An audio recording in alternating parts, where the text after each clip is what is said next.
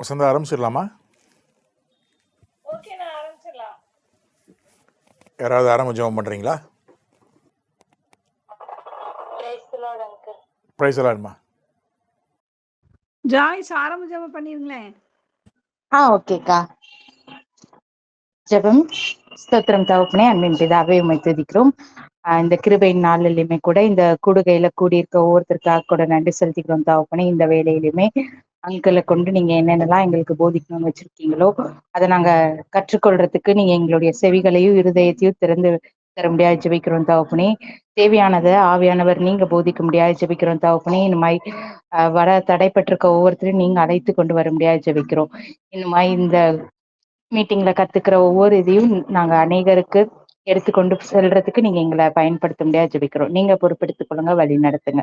இயேசுவின் மூலம் பிதாவே, ஆமென். ஆமென். கர்த்தருக்கு ஸ்தோத்திரம். ஆண்டவருடைய நாமத்தில் உங்களை வாழ்த்துக்கிறேன். நாம் ஹெர்மெனூட்டிக்ஸ் என்று அழைக்கப்படுகிற வேத வியாக்கியானத்தை கற்று வருகிறோம். அதற்கென்று ஒரு சூத்திரம், ஃபார்முலாவை நாம் அறிந்தோம். 2 ஃபார்முலாஸை நம்ம பார்த்துருக்குறோம். அவசியமான குறிப்புகள், அதை நம்ம பார்த்துருக்குறோம். ஆவியினுடைய வெளிச்சம், ஆவியானவரால் போதிக்கப்படுவது, அதே போல் ஓமானங்களை வியாக்கியானம் பண்ணுவதற்கான அவசியமான குறிப்புகள், இந்த 2ஐயும் பார்த்துருக்குறோம். அதனுடைய தொடர்ச்சியாக 3வது ஃபார்முலா, சூத்திரம், இலக்கணமும் சொல் பிரயோகமும், கரெக்ட் லாங்குவேஜ். இது பரிசுத்த ஆவியானவர், இதுக்கு முன்னே பார்த்ததெல்லாம் பரிசுத்த ஆவியானவர் நமக்கு போதிக்கணும், தேவ ஞானம் தேவை, அப்படிலாம் பார்த்தோம். விசுவாசம் வேணும், இதெல்லாம் பார்த்தோம். அதெல்லாம் ஆவிக்குரிய விஷயங்கள். ஆனால் இது ஆவிக்குரிய விஷயம் கிடையாது. இது சாதாரண ஒரு இயற்கையான விஷயம். அதாவது வொக்காபுலரி, நமக்கு அந்த வார்த்தைகள், நமக்கு அதை கவனித்து அதை சரியாக புரிஞ்சுக்கணும். வார்த்தைகளை ஒரு மொழி தெரிஞ்சால் கூட போதும். இப்போ தமிழ் மட்டும் தெரிஞ்சால் கூட போதும். இந்த தமிழை ஒழுங்காக நம்ம புரிஞ்சுக்கணும். இப்போ நம்ம கையில் இருக்கிற இந்த ஹென்ரி பவர் மொழிபெயர்ப்பு தான் கையில் நம்ம வச்சுருக்கிறோம் அநேகர், அல்லது அது ஓல்டு வெர்ஷன் அப்படின்னு சொல்கிறாங்க. அது எப்படினாலும் சரி, ஓவி அல்லது ஹென்ரி பவர் என்று பேர் கையில் நம்ம வச்சுருக்கிற மொழிபெயர்ப்புக்கு. அதுக்கப்புறம் நிறைய மொழிபெயர்ப்பு வந்துச்சு. இப்போ ஒரு மொழிபெயர்ப்பு வந்திருக்கிறது, பொது மொழிபெயர்ப்புன்னு ஒன்று வந்திருக்கு, சமகால மொழிபெயர்ப்புன்னு ஒன்று வந்திருக்கு. நிறைய மொழிபெயர்ப்புகள் இருக்குது. இப்போது பொது மொழிபெயர்ப்பு கொஞ்சம் தமிழ் கொஞ்சம் இன்றைய தமிழ் இருக்குது. இப்போ நம்ம கையில் வச்சுருக்க பைபிள் கொஞ்சம் பழைய தமிழ், 200 வருஷத்துக்கு முன்னால் உள்ள யாழ்ப்பாண தமிழ். அதனால தான் ஸ்திரீ, பெண்ணுன்னு இருக்காது, ஸ்திரீன்னு இருக்கும். புருஷன், ஆணுன்னு இருக்காது, புருஷன் இருக்கும். வஸ்திரம்னு இருக்கும், துணின்னு இருக்காது, உடைன்னு இருக்காது, வஸ்திரம்னு இருக்கும். உதவிக்கு சகாயம்னு இருக்கும். துபாஷி, துபாஷினா மொழிபெயர்ப்பாளர், துபாஷி. இந்த மாதிரி பழைய வார்த்தைகள் உண்டு. இப்போ நம்ம கூகுள் அதை அகராதியை வச்சு பார்க்கலாம் அர்த்தத்தை, அல்லது கூகுளில் தட்டி பார்த்தாலே அர்த்தம் சொல்லிட போகுது. அதனால் இப்போ அர்த்தம் தெரிஞ்சுக்கிறதுக்கு ரொம்ப சுலபம். ஆனால் ஒரு மொழி ஆங்கிலம். இப்போ ஆங்கிலத்தில் நம்ம படிக்கிறதா இருந்தால், ஆங்கிலத்தில் இப்போ கிங் ஜேம்ஸ் வெர்ஷன் ரொம்ப பழைய இங்கிலீஷ். அது நியூ கிங் ஜேம்ஸ் வெர்ஷனும் வந்துடுச்சு, அது ஓரளவுக்கு புரிகிற மாதிரி இருக்கும். NIV இருக்குது. சமீபத்தில் வந்த மொழிபெயர்ப்புகளில் நல்ல English NIV, new international version. ஆனால் ரொம்ப சிம்பிளாக இருக்கணும்னா குட் நியூஸ் பைபிள் என்று இப்போ எல்லாமே நெட்லேயே கிடைக்கிது, ஆப்பிளே கிடைக்கிது. நான் ஒரு ஆப் வச்சுருக்கிறேன், அதில் 60 இங்கிலீஷ் மொழிபெயர்ப்பு, 5-6 தமிழ் மொழிபெயர்ப்பு, ஒரு 4-5 ஹிந்தி மொழிபெயர்ப்பு, மற்ற எல்லா மொழிகளும் அதில் இருக்குது. இந்த 3 தான் எனக்கு தெரியும், நான் வச்சுருக்கிறேன். அதனால் ஒரு மொழிபெயர்ப்பு படித்தா கூட போதும். ஒரு மொழி நமக்கு ஒழுங்காக படித்தா கூட போதும். அந்த மொழி சரியாக நம்ம அதை கவனிக்கணும். என்ன வார்த்தை போட்டிருக்கு, அந்த வார்த்தைக்கு அந்த இடத்துல என்ன அர்த்தம், அதை நம்ம பார்க்கணும்.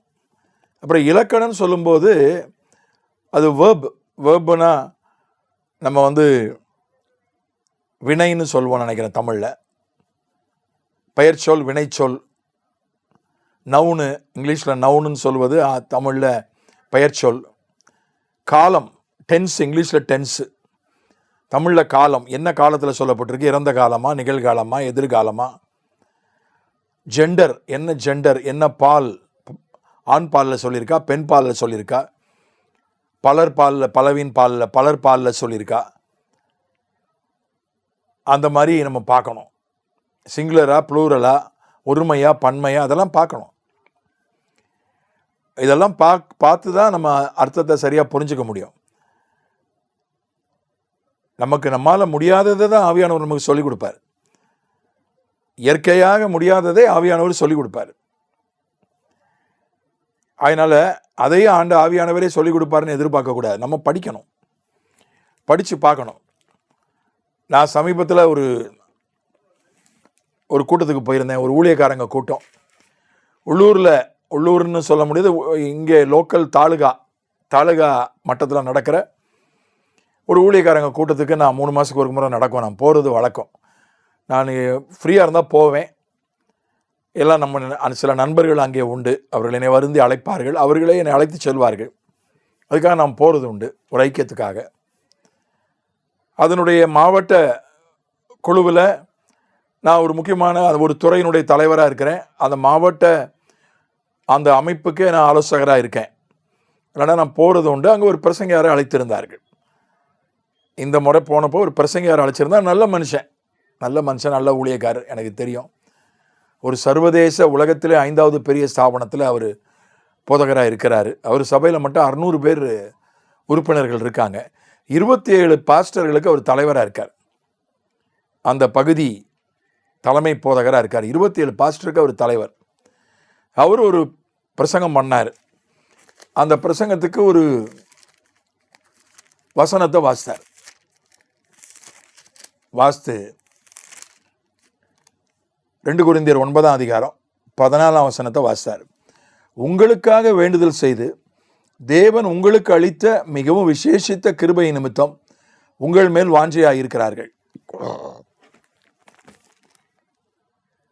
உங்களுக்காக வேண்டுதல் செய்து, கொரிந்தியருக்காக வேண்டுதல் செய்து, தேவன் கொரிந்தியருக்கு அளித்த மிகவும் விசேஷித்த கிருபை நிமித்தம் உங்கள் மேல் வாஞ்சியாக இருக்கிறார்கள். இந்த வசனத்தை வாசித்தார். அவருடைய பிரசங்கத்தினுடைய 2வது பாயிண்ட் இது. வாசிட்டு என்ன சொன்னார், பவுலுக்கு கிருபை கொடுக்கப்பட்டிருக்கு. என்ன கிருபைனா, மற்றவங்களுக்காக ஜெபம் பண்ணுற கிருபை பவுலுக்கு கொடுக்கப்பட்டிருக்கிறது என்று அவர் இதற்கு விளக்கம் சொன்னார். பவுல் மற்றவங்களுக்காக ஜெபிக்கிறவன் தான். அதிலலாம் அந்த கருத்து தப்பு கிடையாது. ஏன்னா ஒவ்வொரு நிருபத்திலும் எழுதுனா உங்களுக்காக நான் ஜெபிக்கிறேன், அது தப்பு கிடையாது. ஆனால் இந்த வசனத்துக்கு அது அர்த்தம் கிடையாது. இந்த வசனத்துக்கு அது விளக்கம் கிடையாது. இந்த வசனம் அப்போ நம்ம முதல்லேருந்து வாசிக்கணும்.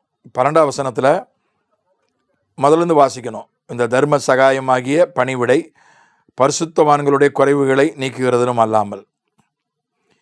இந்த கொரிந்து மக்கள்லாம் பணம் சேகரித்து பரிசுத்தவான்களுக்கு பண உதவி செஞ்சாங்க.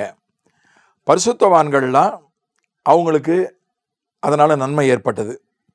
13ஆம் வசனம், அவர்கள் இந்த தர்ம சகாயத்தினாலாகிய நன்மையை அனுபவித்து நீங்கள் கிறிஸ்துவின் சுவிசேஷத்தை கீழ்ப்படிதலோடு அறிக்கை இட்டிருக்கிறது நிமித்தமும்.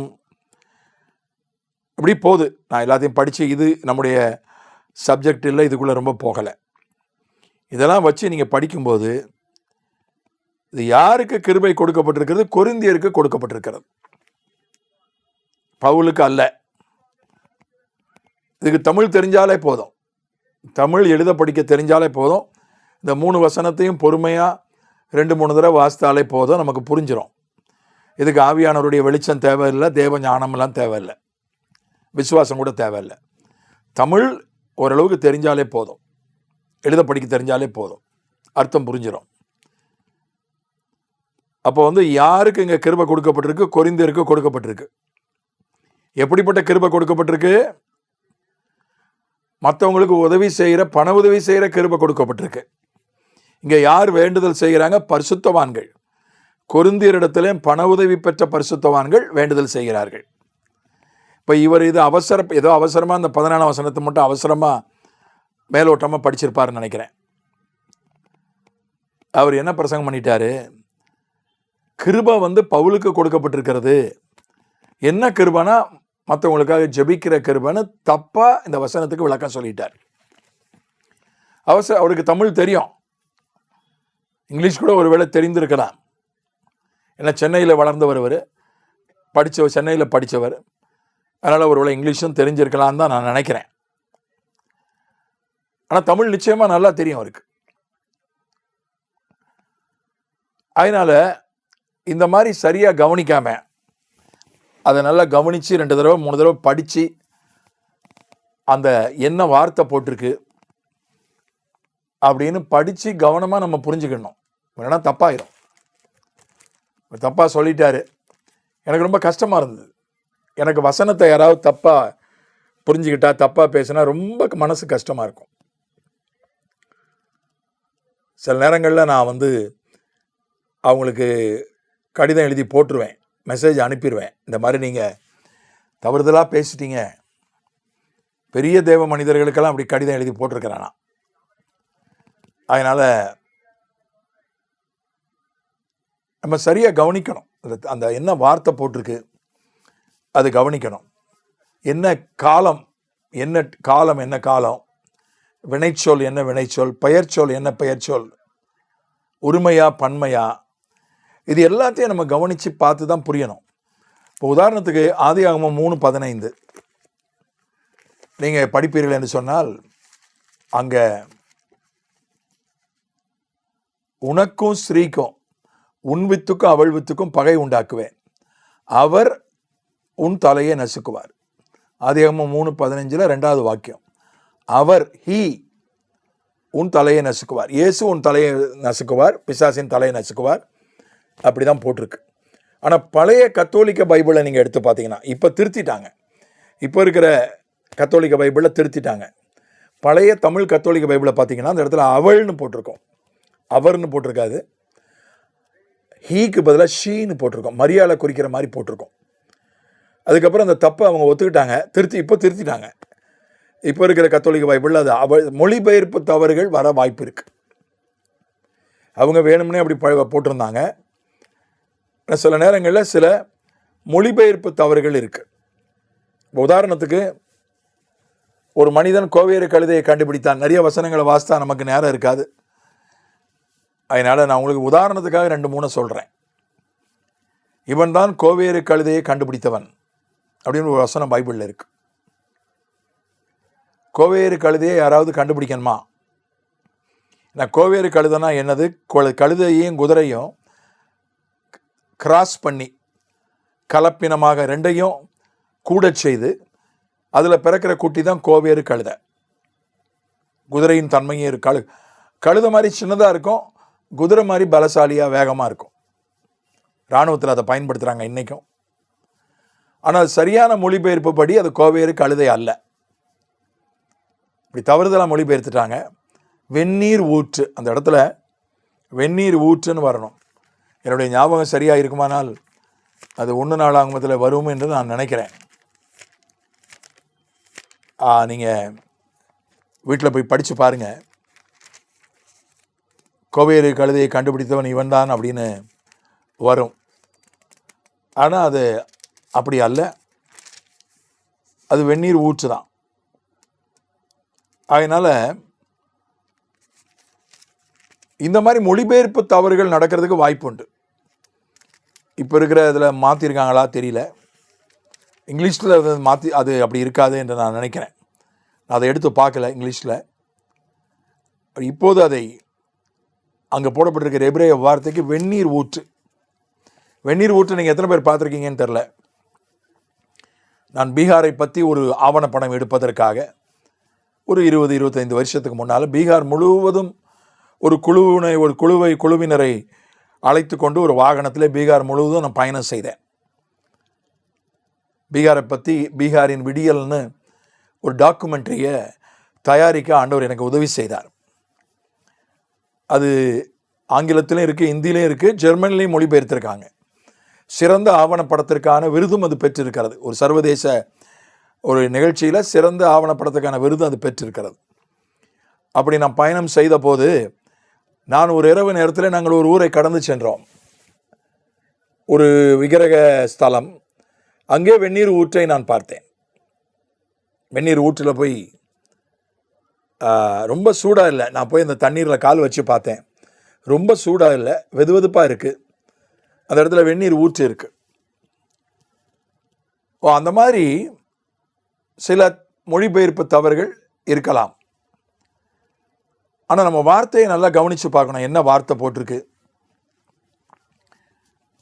இன்னொரு உதாரணம் சொல்கிறதா இருந்தால், தூதன், தூதனானவர். பழைய ஏற்பாட்டில் 2 வார்த்தை இருக்கு. தூதன், தூதனானவர். தேவதூதன் இங்கிலீஷில் ஸ்மால் ஏ போட்டிருக்கோம், ஏஞ்சலுக்கு ஸ்மால் ஏ போட்டிருக்கோம், தூதனானவருக்கு கேபிட்டல் ஏ போட்டிருக்கோம். இந்த தூதன் என்பது தேவதூதனை குறிக்கும், தூதனானவர் என்பது கர்த்தர் தூதன் வடிவத்தில் வந்திருக்கிறார் என்பதை குறிக்கும். உதாரணத்துக்கு யாத்திராகமம் 33:2 அதில் நான் தூதனை அனுப்புகிறேன், நான் ஒரு தூதனை உங்களுக்கு முன்பாக அனுப்பி கானானியனையும் எமோரியனையும் ஏத்தியனையும் பெர்சியனையும் ஏவியனையும் எபூசியனையும் துரத்தி விடுவேன். நான் உங்கள் நடுவே சொல்ல மாட்டேன், ஆனாலும் வழியில் நான் உங்களை நிர்மூலம் பண்ணாதபடிக்கு. ஆண்டவர் சொல்கிறாரு, இப்போ நான் உங்கள் கூட வரல, ஏன்னா நான் ரொம்ப பரிசுத்தத்தை எதிர்பார்ப்பேன்.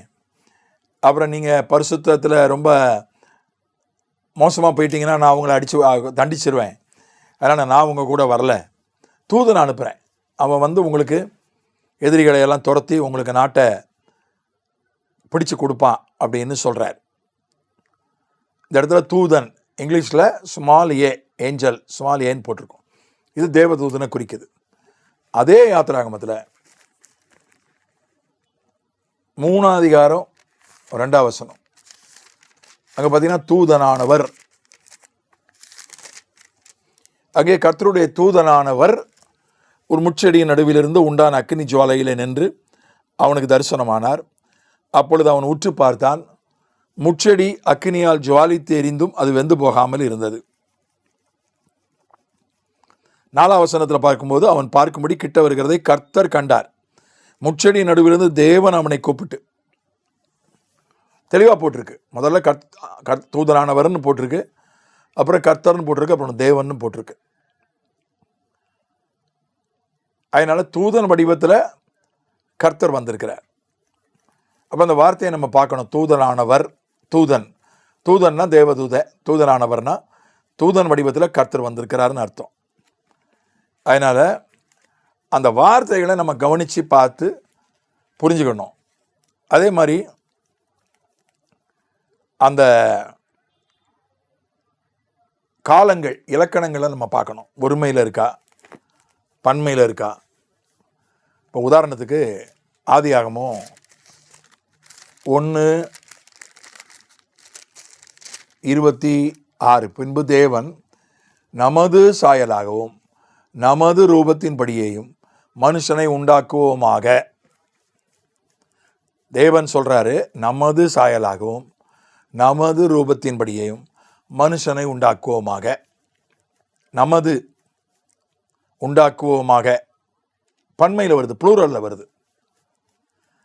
பிதா குமாரன் பரிசுத்த ஆவியை அது குறிக்கிறது.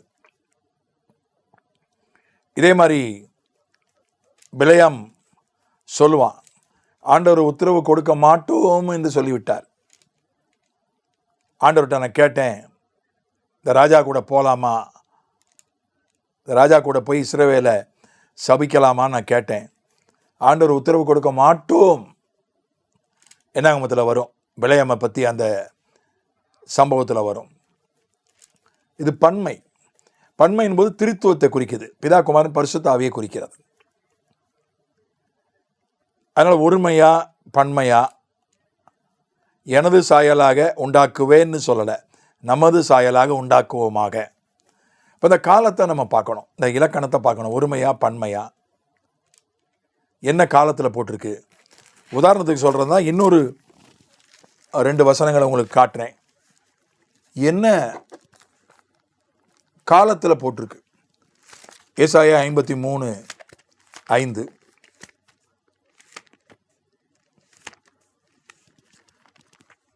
அவருடைய தழும்புகளால் குணமாகிறோம். நிகழ்காலத்தில் போட்டிருக்கு. we are healed through his stripes. Present டென்ஸில் போட்டிருக்கு. நிகழ்காலத்தில் போட்டிருக்கு.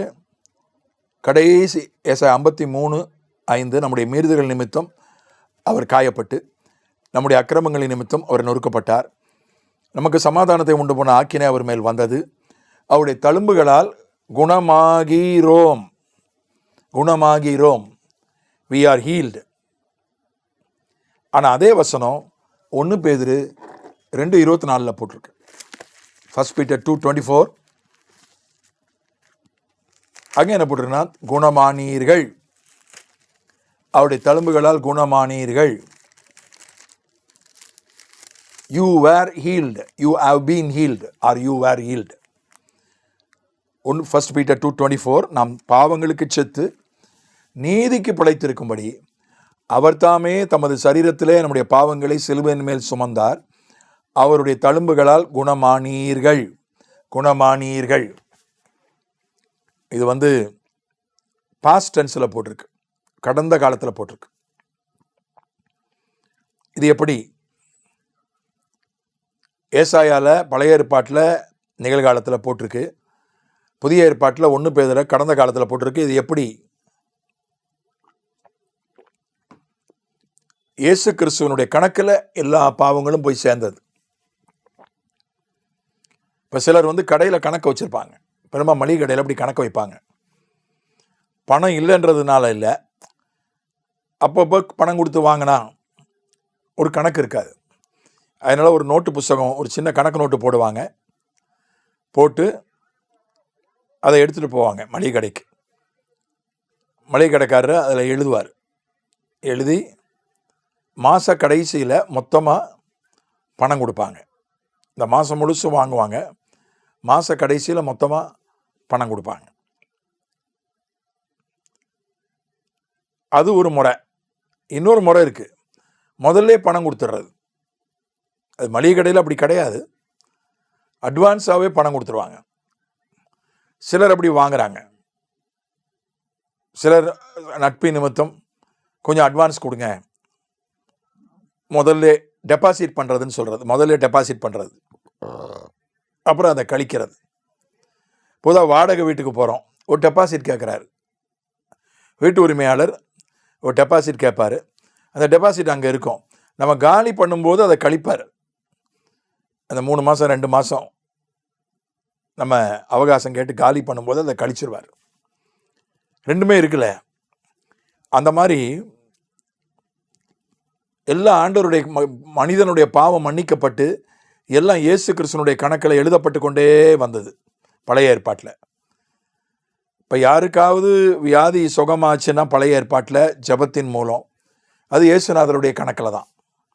அவருடைய தழும்புகளால் குணமாகிறோம். இன்னும் தழும்பு இயேசுநாதருக்கு இன்னும் வரல பழைய ஏற்பாட்டில். ஏசாயா காலத்தில் இன்னும் இயேசுநாதர் காயப்படலை, இன்னும் தழும்பு வரல, வரப்போகுது. அவர் அதை பே பண்ண போகிறார். அவர் கணக்கில் எழுதுங்க, அவர் பே பண்ணுவார். அந்த மாதிரி அவருடைய தழும்புகளால் குணமாகிறோம் பழைய ஏற்பாட்டில். யாரெல்லாம் வியாதிக்காக ஜெபம் பண்ணாங்களோ, அது நாகமான் குஷ்டரோகியாக இருக்கட்டும், அது எசேக்கியா ராஜாவாக இருக்கட்டும், அது மிரியாமுக்கு வந்த வெண் குஷ்டமாக இருக்கட்டும், பழைய ஏற்பாட்டில் யாரெல்லாம் ஆண்டவரிடத்திலிருந்து சுகத்தை பெற்றுக்கொண்டார்களோ அதெல்லாம் இயேசு கிறிஸ்துவனுடைய கணக்கில் எழுதப்பட்டது. அவர் காயப்பட போகிறார், அவருடைய தழும்புகளால் குணமாகிறோம்னு அதான் அர்த்தம். இயேசுநாதர் கணக்கில் எழுது, அவர் அதற்கான பரிகாரத்தை செலுத்துவார். வியாதி சுகமாகுவதற்கான மீட்கும் பொருளை பரிகாரத்தை செலுத்துவார். ஆனால் 1 பேதுருல அவருடைய தழும்புகளால் குணமானீர்கள். அவர் ஏற்கனவே செலுத்திட்டார். அவர் ஒரு பிளாங்க் செக்கை, தொகை எழுதப்படாத ஒரு செக்கை செலுத்திட்டார். அவர் ஒரு விலையை கொடுத்துட்டார். அதனால இப்போது ஏற்கனவே செலுத்தப்பட்டு விட்டது. அதனால நம்ம சுகமாகி விட்டோம். ஆவிக்குரிய ரீதியாக நம்ம சுகமாகிட்டோம். Technically we were healed. Technically வாதப்படி பார்த்தால் 2000 வருஷத்துக்கு முன்னாலேயே நம்ம சுகத்துக்குரிய, நம்முடைய மன்னிப்புக்குரிய, நம்முடைய ரட்சிப்புக்குரிய, நம்முடைய மீட்புக்குரிய விலை கிரயம் செலுத்தப்பட்டு விட்டது. 2000 வருஷத்துக்கு முன்பதாகவே சிலுவையிலே நாம் மன்னிக்கப்பட்டு விட்டோம், நாம் ரட்சிக்கப்பட்டு விட்டோம், நாம் மீட்கப்பட்டு விட்டோம், சுகமாகி விட்டோம். நமக்காக அட்வான்ஸாக ஆண்டவர் எல்லாத்தையும் செலுத்திட்டார். நமக்காக ஒரு பிளாங்க் செக்கை, ஒரு தொகை எழுதப்படாத ஒரு செக்கை அவர் செலுத்திட்டார். அதுதான். அல்லது தன்னுடைய ஏடிஎம் கார்டை கொடுத்துட்டார். எவ்வளோ வேணால் எடுத்துக்கிடுங்க. சத்திரக்காரன் போய் கொடுத்து, நல்ல சமாரியனை, எப்படி நல்ல சமாரியன் அந்த கள்ளரால் அடிக்கப்பட்டு காயப்பட்டு குற்றுயிரும் கொலையுருமாய் கடந்தவனை கொண்டு போய் சத்திரத்தில் கொண்டு போய் கொடுத்து, கொஞ்சம் பணம் கொடுத்து, இதுக்கு மேலே செலவானாலும் நான் தருவேன்னு சொன்ன மாதிரி ஆண்டவர் தன்னுடைய காயப்பட்டு அவர் எல்லாத்தையும் செலுத்தி தீர்த்துட்டார். அது கடந்த காலத்தில் இருக்கு. 1 பேதுரு, ஏசாயா 53 நிகழ்காலத்தில் இருக்குது. அதை நம்ம கவனிக்கணும். 2 வெவ்வேறு காலங்களில் இருக்குது. அது அர்த்தம் அதுதான். அந்த காலங்கள், அந்த டென்ஸ் வித்தியாசத்தை கவனிச்சாதான் நம்மளால் சரியான அர்த்தத்தை புரிய முடியும், நம்மால் மற்றவங்களுக்கு விளக்கி சொல்ல முடியும். அது மாதிரி நிறைய சில வார்த்தைகளுக்கு காலத்துக்கு ஏற்ற மாதிரி அர்த்தம் மாறும். இப்போ உதாரணத்துக்கு பழைய பைபிளில் சேரிட்டின்னு இருக்கு. கிங் ஜேம்ஸ் வெர்ஷன் பழைய பைபிளில் பார்த்தீங்கன்னா சேரிட்டின்னு இருக்கும். சேரிட்டி அப்படின்றது இன்னைக்கு தேதியில் அதுக்கு அர்த்தம் என்னன்னா தர்ம காரியம். சேரிட்டின்றது ஒரு சமூக சேவை செய்கிறது, ஒரு தர்ம காரியத்துக்காக பணம் கொடுக்கறது, அது பேர் தான் சேரிட்டி. ஆனால் பழைய இங்கிலீஷில் கிங் ஜேம்ஸ் வெர்ஷன் 400 வருஷத்துக்கு முன்னால் உள்ள, ஒரு 500 வருஷத்துக்கு முன்னால் உள்ள இங்கிலீஷில் அன்புன்னு அர்த்தம். சேரிட்டினா அன்புன்னு அர்த்தம். இப்போ வாஞ்சை அப்படின்ற வார்த்தை பழைய 200 வருஷம் இந்த ஓவி, இந்த என்ட்ரி மொழிபெயர்ப்பில் வாஞ்சைன்னு ஒரு வார்த்தை போட்டிருக்கோம். இப்போ நான் வாசம் பார்த்தீங்களா, ஒரு பிரசங்கியார் சரியாக புரிஞ்சிக்காம, தமிழை கூட சரியாக பார்க்காம தப்பான விளக்கம் சொன்னார்னு ஒரு வசனத்தை நான் எடுத்தல. உதாரணத்துக்கு 2 கொரிந்தியர்லேருந்து அதில் அந்த வார்த்தை இருக்குது. 2 கொரிந்தியர் 9:14 நம்ம வாசித்ததான். அதனுடைய கடைசி வார்த்தை உங்கள் மேல் வாஞ்சையாய் இருக்கிறார்கள். வாஞ்சன்றதுக்கு இந்த இடத்துல விருப்பம்ன்ற அர்த்தம் கிடையாது, அன்பாக இருக்கிறார்கள்னு அர்த்தம். 91 சங்கீதத்தில் வருதுல, அவன் என்னிடத்தில் வாஞ்சையாய் இருக்கிறபடியால் அவனை உயர்ந்த அடைக்கலத்திலே வைப்பேன். அந்த இடத்துல வாஞ்சைன்றது இன்னைக்கு தமிழில் விருப்பம்னு அர்த்தம். ஆனால் 200 வருஷத்துக்கு முன்னால் உள்ள தமிழில் வாஞ்சைனா அன்புன்னு அர்த்தம். அவன் என்னிடத்தில் வாஞ்சையாக இருக்கிறபடியால், பிகாஸ் he loves me. இங்கிலீஷில் அப்படி தான் இருக்கும், பிகாஸ் he loves me. அப்போ காலத்துக்கு ஏற்ற மாதிரி வார்த்தையினுடைய அர்த்தம் மாறுது. இப்போ அதையும் நம்ம கவனிக்கணும். வாஞ்சனா விருப்பம் நினைக்கக்கூடாது. ஒருத்தர் மேலே விருப்பம் வைக்கிறது வேற, அன்பு வைக்கிறது வேற. 2க்கு வித்தியாசம் இருக்கு. நான் அவரை விரும்புகிறேன்னு சொல்கிறது வேற, நான் அவரை நேசிக்கிறேன்னு சொல்கிறது வேற. 2க்கு வித்தியாசம் இருக்கு. அதனால் நம்ம அதெல்லாம் கொஞ்சம் பார்க்கணும். இப்போ உதாரணத்துக்கு ஹார்ட்வேர்னு ஒரு வார்த்தை இருக்குது இங்கிலீஷில். இப்போ ஹார்ட்வேர்னால் என்ன கடை அர்த்தம்? இந்த இரும்பு கடை, ஆணி கடை, பெயிண்ட்டு கடை, அதுக்கு தான் ஹார்ட்வேர்னு பேர். இப்போவும் ஹார்ட்வேர்னு தான் போட்டிருக்காங்க இங்கிலீஷில். ஆனால் கம்ப்யூட்டர் உலகத்தில் ஹார்ட்வேர்னா ஹார்ட்வேர், சாஃப்ட்வேர். சாஃப்ட்வேர்னால் அந்த ப்ரோக்ராம், உள்ளே இருக்கிற ப்ரோக்ராம். ஹார்ட்வேர்னு சொன்னால் உள்ள அந்த சாஃப்ட்வேர்னால் உள்ளே இருக்கிற ப்ரோக்ராம், லாங்குவேஜ், ஃபைலு, ஆப்பு அதெல்லாம் குறிக்கும் சாஃப்ட்வேர். ஆனால் ஹார்ட்வேர்னு சொன்னால் அந்த கருவியை குறிக்கும்.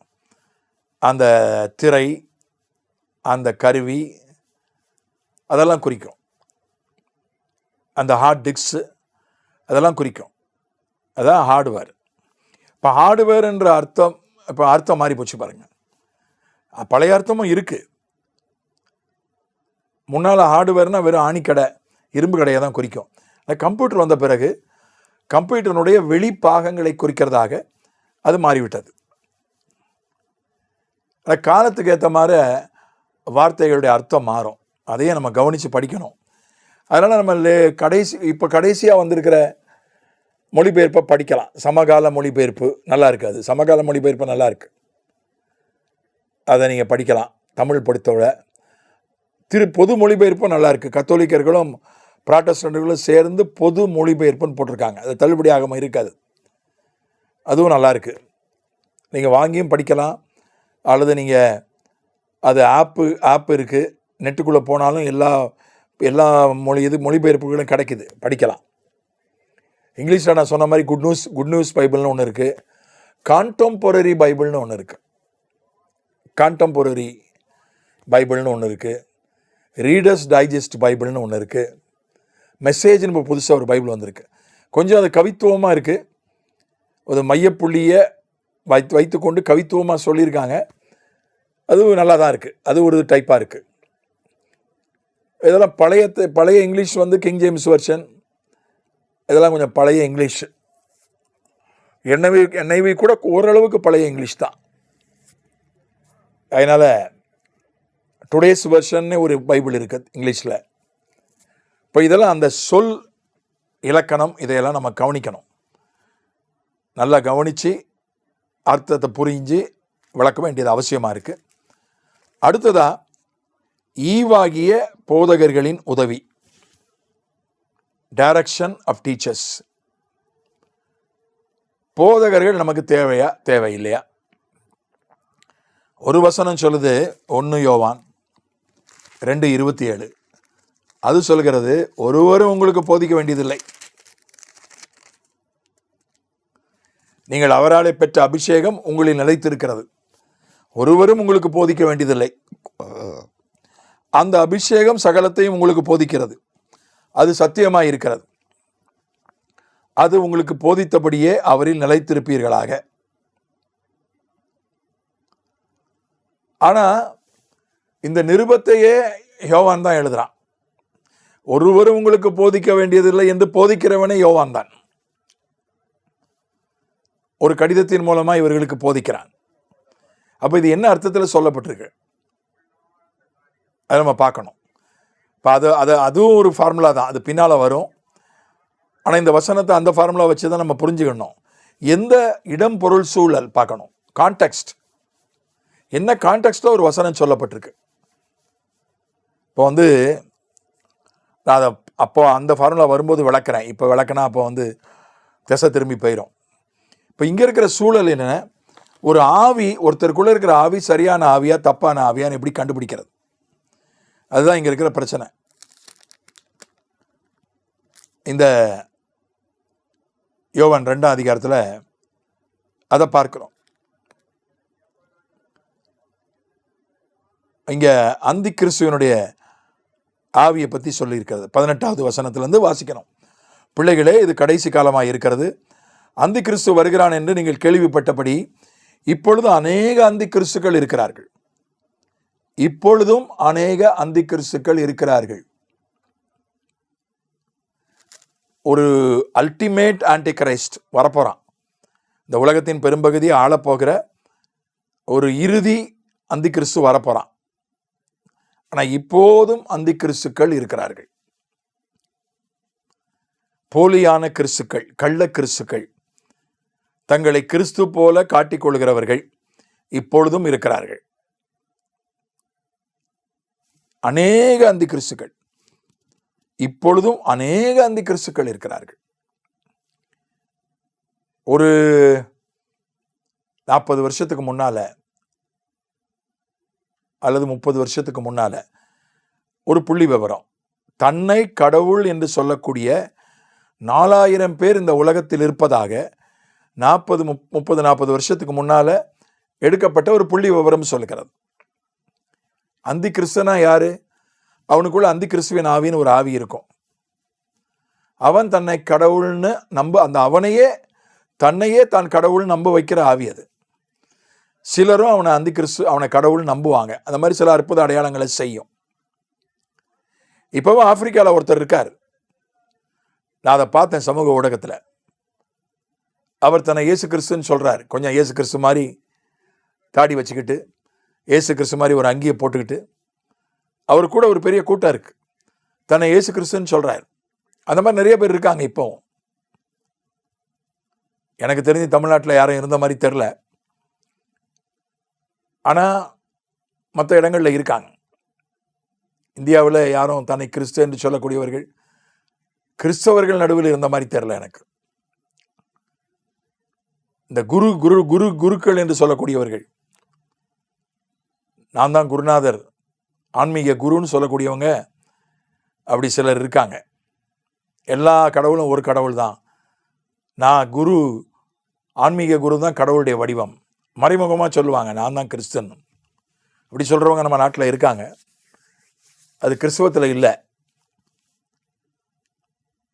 ஆனாலும் ஒருத்தருக்குள்ள இருக்கிற ஆவி சரியான ஆவியா தப்பான ஆவியான்னு எப்படி கண்டுபிடிக்கிறது? அதுக்கு தான் சொல்லப்பட்டிருக்கு, அந்த இடத்துல தான் சொல்லப்பட்டிருக்கு. ஒருவரும் உங்களுக்கு போதிக்க வேண்டியதில்லை, நீங்கள் பெற்ற அபிஷேகமே சகலத்தையும் குறித்து உங்களுக்கு போதிக்கிறது. ஒருத்தருக்குள்ள இருக்கிற ஆவி சரியான ஆவியா தப்பான ஆவியா, ஒருத்தர் அந்தி கிறிஸ்துவா இல்லையா என்பதை உனக்குள்ள இருக்கிற அபிஷேகம் போதிக்கும்ன்ற அர்த்தத்தில் தான் இங்கே சொல்லப்பட்டிருக்கு. அதனால இதையே போதிப்பதற்கு ஒரு யோவான் தேவைப்பட்டான். அதனால போதகர்கள் தேவையில்லைன்னு அர்த்தம் இல்லை. நாம் அதில் படிக்கிறோம், எபேசியர் 4ஆம் அதிகாரம், போதகர்கள் ஏன் தேவைன்னு அங்கே சொல்லப்பட்டிருக்கு. எபேசியர் 4 அங்கே 11 படிக்கிறேன். மேலும் நாம் அனைவரும் தேவனுடைய குமாரனை பற்றும் விசுவாசத்திலும் அறிவிலும் ஒருமைப்பட்டவர்களாகி கிறிஸ்துவனுடைய நிறைவான வளர்ச்சியின் அளவுக்கு தக்க பூரண புருஷர் ஆகும் வரைக்கும் பரிசுத்தவான்கள் சீர் பொருந்தும் பொருட்டு சுவிசேஷ ஊழியத்தின் வேலைக்காகவும் கிறிஸ்துவின் சரீரமாகிய சபையானது பக்தி விருத்தி அடைவதற்காகவும் அவர் சிலரை அப்போஸ்தலராகவும் சிலரை தீர்க்கதரிசிகளாகவும் சிலரை சுவிசேஷகராகவும் சிலரை மெய்ப்பராகவும் போதகராகவும் ஏற்படுத்தினார். 14 நாம் இனி குழந்தைகளாயிராமல் மனுஷருடைய சூதும் வஞ்சிக்கிறதற்கு ஏதுவுமான தந்திரமுள்ள போதகமாகிய பலவிதமான காற்றினாலே அவைகளைப் போல அடிபட்டு அலைகிறவர்களாய் இராமல் அன்புடன் சத்தியத்தை கைக்கொண்டு தலையாகிய கிறிஸ்துவுக்குள் எல்லாவற்றிலேயும் நாம் வளர்கிறவர்களாய் இருக்கும்படியாக அப்படி செய்தார். 5 விதமான ஊழியக்காரர்களை ஆண்டவர் கொடுத்திருக்கிறார். எபேசியர் 4:13 அப்போஸ்தலர், தீர்க்கதரிசி, சுவிசேஷகர், மேய்ப்பர், போதகர். மேய்ப்பர்னா பாஸ்டர், போதகர்னா டீச்சர். வேதத்தை போதிக்கிறவர்கள் போதகர்கள். ஏன் இந்த 5 விதமான ஊழியர்களை கொடுத்தாரு? அதுக்கு நோக்கம் சொல்லப்பட்டிருக்கு. ஒருமைப்பட்டவர்கள் ஆகும்படியாக, அனைவரும் ஒருமைப்பட்டு ஒருமனப்படும்படியாக. 2வது வளரும்படியாக, பூரண புருஷராகும்படியாக, வளரும்படியாக. 3வது ஒருவரோடு ஒருவர் சீர் பொருந்துவதற்காக. 4வது சுவிசேஷ வேலையை செய்யறதுக்காக. 5வது பக்தி விருத்தி அடைகிறதுக்காக. இதெல்லாம் 11லையும் 12லையும் இருக்கு, 14லையும் 15லையும் இருக்கு. நாம் தவறான உபதேசங்களில் சிக்கிக்கொள்ளாமல் இருப்பதற்காக, வசனத்தை கடைபிடிச்சு கிறிஸ்துவுக்குள்ள வளர்றதுக்காக. இந்த நோக்கங்களுக்காக நான் நினைக்கிறேன் ஒரு 10 நோக்கங்கள் இருக்கும்னு நினைக்கிறேன். இதில் எண்ணி பார்த்தா ஒரு 10 நோக்கம் வரும். இந்த 10 நோக்கங்களுக்காக 5 ஊழியக்காரர்களை தந்திருக்கிறார். அதில் ஒருவர் போதகர். அதனால் போதகரை ஆண்டவர் தந்திருக்கிறார். இதே கொரிந்தியரில் பவுல் எழுதுகிறா, உங்களுக்கு 10,000 வாத்தியாயர்கள் இருந்தாலும் தகப்பன்மார் அநேகர் இல்லையே. வாத்தியாயர்கள் உங்களுக்கு இருக்கிறார்கள் என்று, வாத்தியாயர்னா போதகர்கள், அந்த இடத்துல அந்த மாதிரி வார்த்தை போட்டிருக்கு, பழைய காலத்து வார்த்தை வாத்தியாயர். போதகர்கள் உங்களுக்கு நிறைய போதகர்கள் இருக்காங்கன்னு அப்படி சொல்கிறான். 10,000னா 10,000 போதகர்கள் இருந்தார்கள்னு அப்படி எழுத்தின்படி அர்த்தம் இல்லை. அது ஒரு யூஃபிமிசம். அதனால் அது ஒரு வழக்குக்கு சொல்லுகிற ஒரு வழக்கு வார்த்தை. நிறைய போதகர்கள் வாத்தியாயர்கள் உங்களுக்கு இருக்கிறாங்க, நிறைய போதகர்கள் உங்களுக்கு இருக்காங்கன்னு சொல்கிறான். தன்னையே போதகன் என்று சொல்கிறான். 1 தீமோத்தேயுல கர்த்தர் என்னை போதகனாக ஏற்படுத்தி இருக்கிறார். அதனால் போதகர்கள் தேவை, நிச்சயமாக தேவை. எனக்கு அநேக போதகர்கள் ஆசீர்வாதமாக இருந்திருக்கு. அவங்க புஸ்தகங்கள், நேரடியாய் அவர்களுடைய போதனைகள், அவர்களுடைய மீடியா மூலம் கேட்ட போதனைகள் எனக்கு நிறைய ஆசீர்வாதமாக இருந்திருக்கு. நிறைய பேரை சொல்லலாம், யாரும் பூரணர்கள்னு சொல்ல முடியாது. சில என்னால் ஏற்றுக்கொள்ள முடியாத கருத்துக்கள் சிலரிடத்துல உண்டு, எல்லாரிடத்துலையும் உண்டு. ஜஸ்டின் பிரபாகரன் ஒருத்தர் இருந்தார் அந்த காலத்தில், 80களில் 90களில். டாக்டர் எஸ் ஜஸ்டின் பிரபாகரன் நல்ல போதகர், எனக்கு ரொம்ப ஆசீர்வாதமாக இருந்தவர். ஆனால் அவர் சொல்கிற ஒரு விஷயத்தை ஏற்றுக்கொள்ள முடியாது. வியாதி வந்துருச்சுன்னா எனக்கு வியாதியாக இருக்கிறேன்னு சொல்லாதீங்கன்னு போதிச்சார். கடைசியில் அவருக்கு மூளையில் கட்டி வந்துச்சு. அவர் டாக்டர், ஒரு மருத்துவர், மெடிக்கல் டாக்டர். அவர் எனக்கு மூளையில் கட்டி இருக்குன்னு அவர் வாயை திறந்து சொல்ல மறுத்துட்டார், இறந்து போயிட்டார். அந்த மாதிரி சில குறைகள் அவருடைய போதனையில் உண்டு. ஆனால் அவர் நல்ல போதகர், எனக்கு ரொம்ப ஆசீர்வாதமாக இருந்தவர். அப்புறம் ஆர் ஸ்டான்லி நல்ல போதகர். உதாரணத்துக்கு சில போதகர்களை உங்களுக்கு சொல்கிறேன் நான். நீங்கள் அவங்க புஸ்தகங்களை அவர்களுடைய வாங்கி படிங்க. ஆர் ஸ்டான்லி தெளிவான பதில்கள்னு ஒரு புஸ்தகம் உண்டு. நிறைய புஸ்தகம் எழுதியிருக்கிறார். பொறுமை இருந்தால் மனிதன் ஆகலாம். ஸ்டான்லி ஆன் பைபிள்னு ஒரு வெப்சைட் இருக்குது, அதுக்கு போய் பாருங்கள். தினமும் ஒரு ஊடகத்தில் மீடியாவில் ஏதாவது போட்டுட்ருக்கிறார் ஆர் ஸ்டான்லி. கொஞ்சம் அவர் கொஞ்சம் பிரதரன் பாதிப்பு அவருக்கு உண்டு. ஊழியக்காரர்கள் என்று ஒரு தனியாக ஒரு பிரிவு கிடையாது. இந்த அப்போஸ்தலன் என்று தன்னை பவுல் அழைத்துக் கொள்கிறான். அப்படியெல்லாம் தன்னை யாரும் அழைக்கக்கூடாது, அப்போஸ்தலனோ மூப்பனோ அழைக்கக்கூடாது என்று ஒரு கருத்து அவருக்கு உண்டு. கொஞ்சம் பிரத்ரன் பிரிவினுடைய பாதிப்பு அவருக்கு உண்டு. அதை தவிர்த்து விட்டு பார்த்தால் ஆர் ஸ்டான்லி ஒரு நல்ல போதகர். அதே மாதிரி கெனத் இ ஏகின், அமெரிக்காவை சார்ந்த ஒரு போதகர்.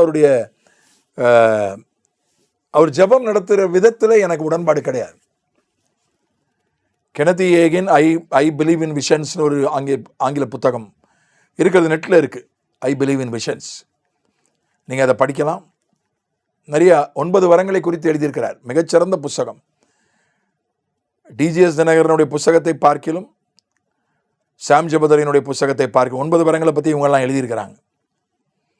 டெரிக் பிரின்ஸ் எழுதினதை நான் ரொம்ப படிக்கலை, அவரும் எழுதியிருக்கிறார்.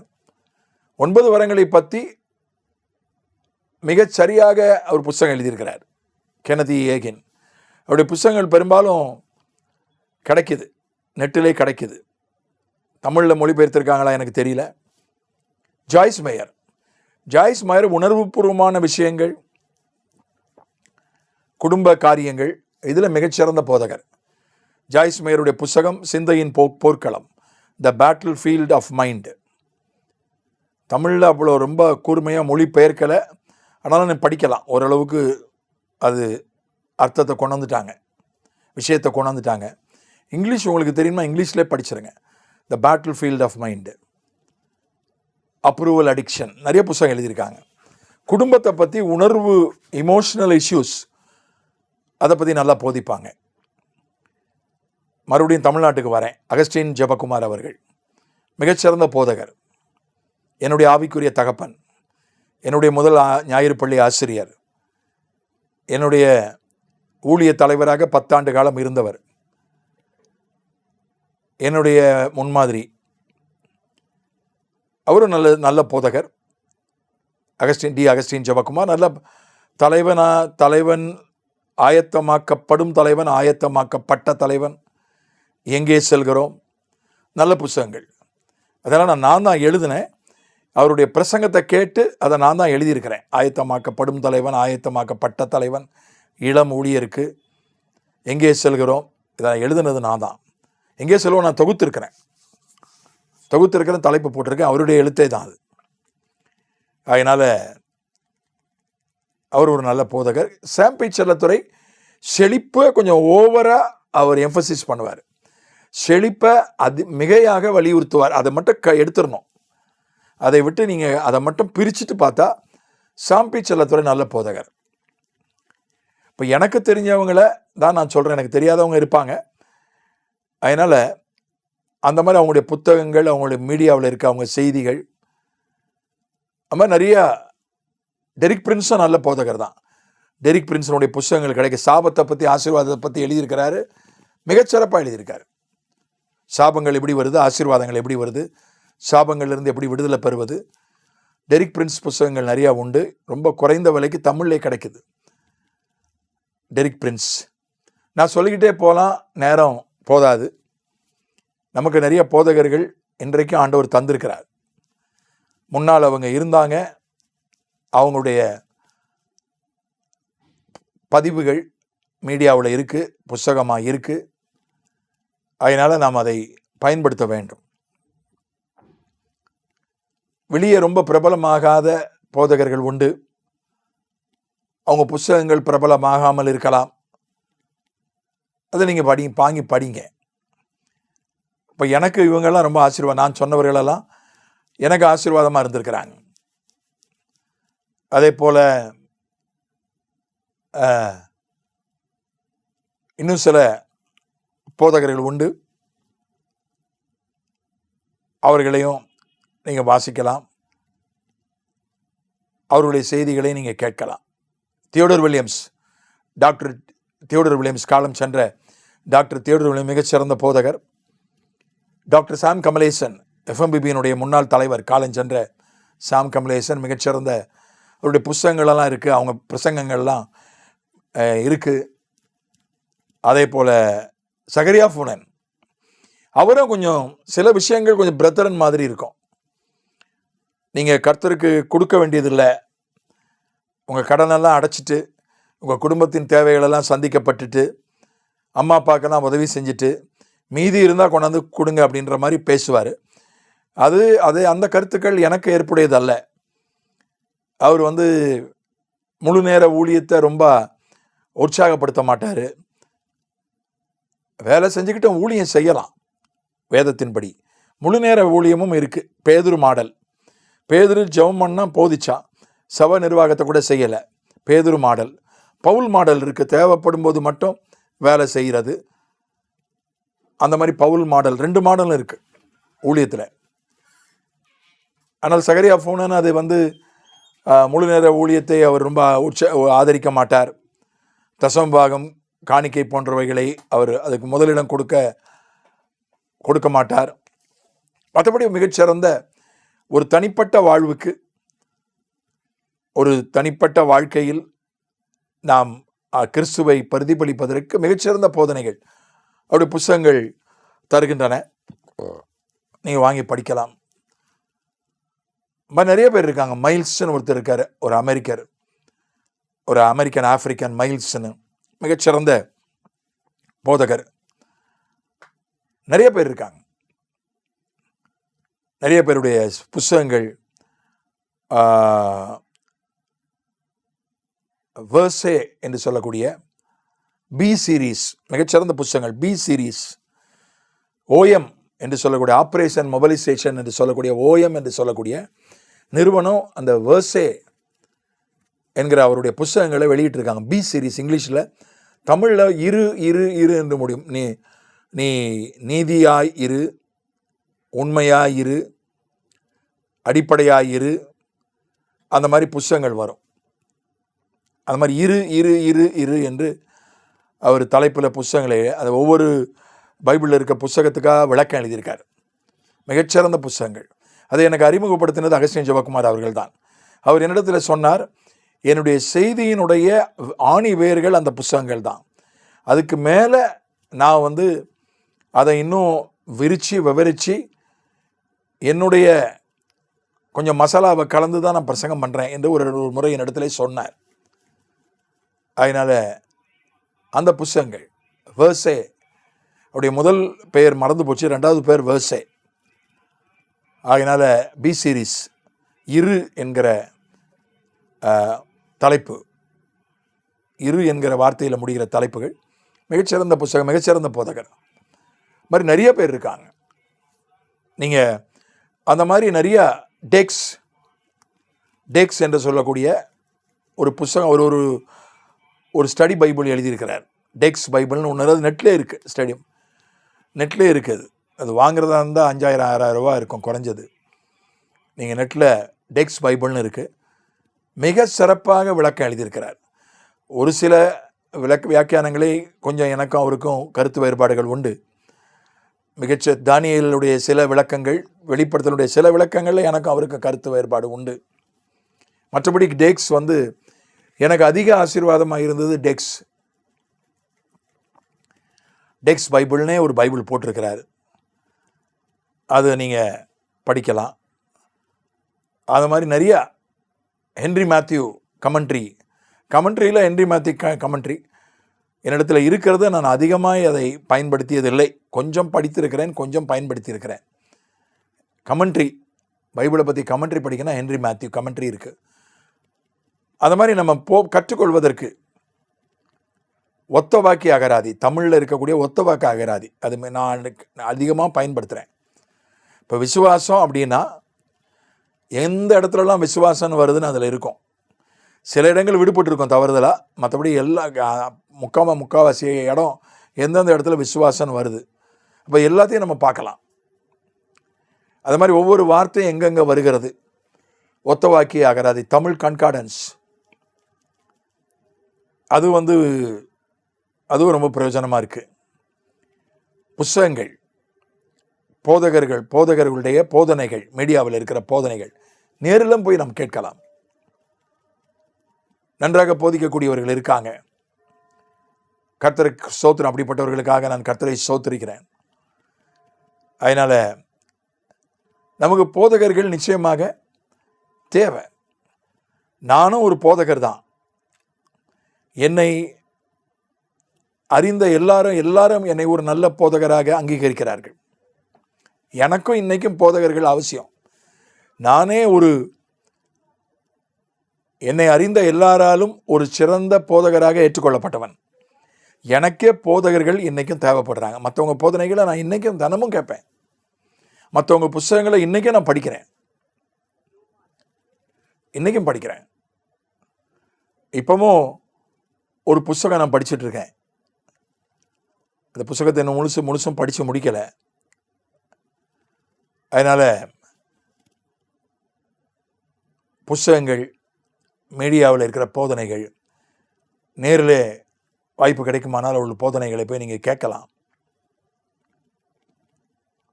எனக்கு ரொம்ப ஆசீர்வாதமாக இருந்தது, அதிக ஆசீர்வாதமாக இருந்தது கென்னத் ஹேகினுடைய போதனைகள். டெக்ஸ் பைபிளில் சொல்லப்பட்டிருக்கிற விளக்கங்கள் ரொம்ப அதிகமாக பிரயோஜனமாக இருந்தது. அதனால் நீங்கள் உங்களுக்கு வாய்ப்பு கிடைத்தால் அவைகளை வாசிக்கலாம். அது உங்கள் பைபிளை இன்னும் அதிகமாக புரிந்து கொள்வதற்கு 100க்கு 100 ஒருவருடைய விளக்கத்தோடு நம்ம ஒத்து போக முடியாமல் போகலாம். 80% ஒத்து போனாலே போதும். இப்போ தியோடர் வில்லியம்ஸ் எடுத்துக்கிட்டால் மெல்கிசேதேக்கு ஒரு மனுஷன் சொல்வார். ஆனால் பரிசுத்த ஆவியானவர் தான் மெல்கிசேதேக்கின் வடிவத்தில் வந்தார் என்று நான் விசுவாசிக்கிறேன். பலர் கிறிஸ்து தான் அப்படி வந்தார்னு சொல்கிறாங்க.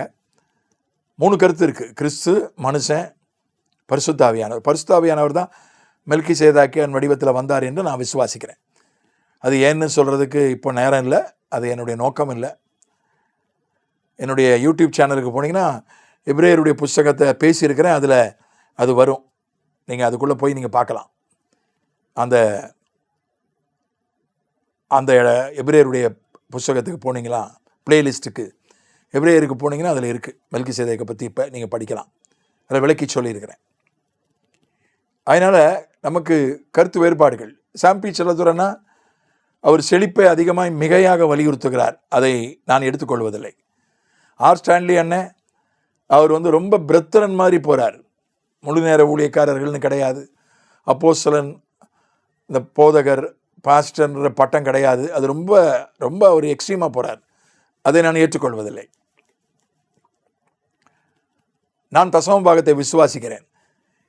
என்னுடைய ஆதர்ச போதகர்கள், எனக்கு வாத்தியார்களாக இருக்கிற பல போதகர்களில் சிலர் தசமபாகத்தை ஏற்றுக்கொள்வதில்லை. ஆனால் நான் தசமபாகத்தை முழு இருதயத்தோடு விசுவாசிக்கிறேன். நானே தசமபாகம் கொடுக்கிறேன். நான் தசமபாகம் வாங்குகிறேன். நான் தசமபாகத்தை விசுவாசிக்கிறேன். சில கருத்து வேறுபாடுகள் இருக்கலாம். ஆனாலும் போதகர்கள் நமக்கு தேவை. போதகர்களை நாம் நிச்சயமாக அவர்களை நாம் கேட்க வேண்டும், வாசிக்க வேண்டும். அவர்கள் நிச்சயமாக நமக்கு தேவை. நாம் வளருவதற்கு, நாம் காக்கப்படுவதற்கு நமக்கு தேவை. செபிக்கலாம். பிதாவே, இயேசுவின் நாமத்தில் நாங்கள் வேத வியாக்கியானத்தை பற்றி இந்த நாளிலே கற்றுக்கொள்ள உதவி செய்தீர்.